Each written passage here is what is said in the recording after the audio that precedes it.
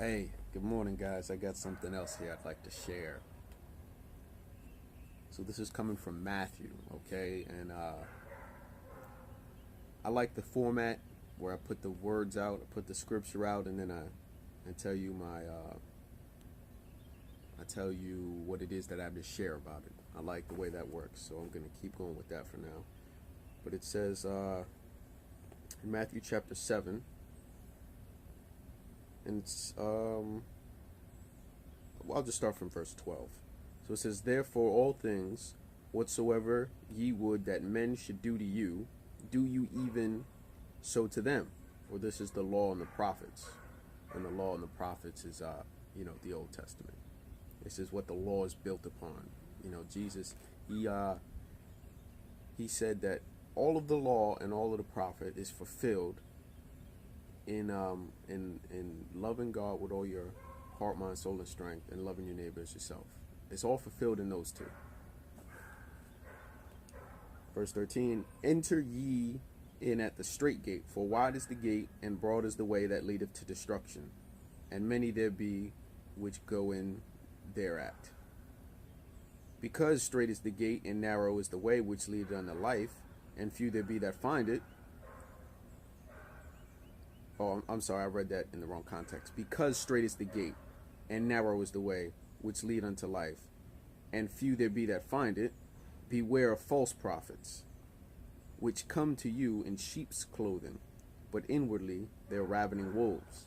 Okay, so he's saying straight is the way, straight and narrow. It's simple. This way, this is the way. Okay, you follow what this says, and you're on that straight and narrow. But when you deter off from this and you compromise, now you're in that broad path. Broad is the way that leadeth to destruction. Okay, it's very simple. Verse 16, "Ye shall know them by their fruits, these false prophets. Ye shall know them by their fruits. Do men gather grapes of thorns or figs of thistles?"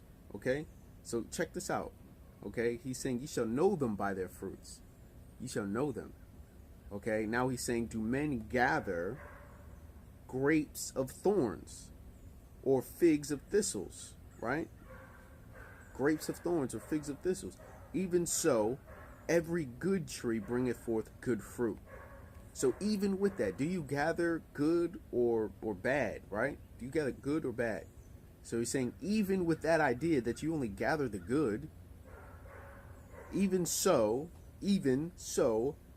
every good tree bringeth forth good fruit, but a corrupt tree bringeth forth evil fruit. Verse 18, "A good tree cannot bring forth evil fruit, neither can a corrupt tree bring forth good fruit." So if I'm always negative, a good tree cannot bring forth corrupt fruit. That means that I must be a bad tree. That's what the Bible is saying. And if you don't believe it, do you believe that you're saved by grace through faith? But you know what? I got to expand upon that, because some people think you're just saved and then you can do whatever you want. But that's not what the Bible teaches. You don't just say, "Hey, Lord, save me," and I'm going to just keep going out and doing drugs. I'm just going to keep going out and womanizing my sisters. And I'm just going to keep going out and slandering my brothers. You can't live like that and enter the kingdom of heaven. And it's not me. I don't have a thing against you. No, this is the word. The word is saying you can't do that. But I'll show you where it says that. So it says, verse 18, "A good tree cannot bring forth evil fruit, neither can a corrupt tree bring forth good fruit. Every tree that bringeth not forth good fruit is hewn down and cast into the fire."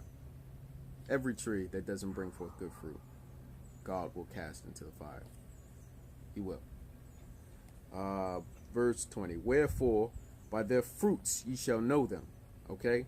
Corrupt fruit, corrupt tree. Good fruit, good tree. Doesn't matter what the conditions of the tree. The tree may be prospering in a desert, but if it's bringing forth good fruit, it's a good tree. "Not everyone that saith unto me," and this is it right here, this is the meat. "Not everyone that saith unto me, Lord, Lord, shall enter into the kingdom of heaven, but he that doeth the will of my Father which is in heaven. Many will say to me in that day, Lord, Lord, have we not prophesied in that name?" And he goes on to describe the characteristics of the people who are gonna not enter the kingdom of heaven, but they're gonna be there like, "Lord, didn't we do?" Sorry about that. A notification popped up on my phone. Cut the whole video off. I don't know why the phones let it do that. Like, as if what I'm recording doesn't take priority, right? Like, I should figure that out. I'm sure there's a setting for it. But anyway, okay. Only those who do the will. It says it right here. Okay. Not everyone that saith unto me, Lord, Lord, shall enter into the kingdom of heaven, but he that doeth the will of my Father which is in heaven. That's who enters in. He who does the will of the Father. Now, I'm not saying this to say or to make you or your friend, for you to use, a collection of evidence against someone to say, hey, look, you know, you're not living right and you should feel bad about that. If you don't feel bad about not living right, that's pretty serious, because your heart, you should be convicted for your wrongdoings. And if you're not convicted, do you actually know the Lord? Now, I can't say yes or no, but not everyone enters. Even those who know Jesus, they don't necessarily enter. And so Jesus himself is saying that. So who enters in the kingdom? Those who do the will of my Father. Something to think about.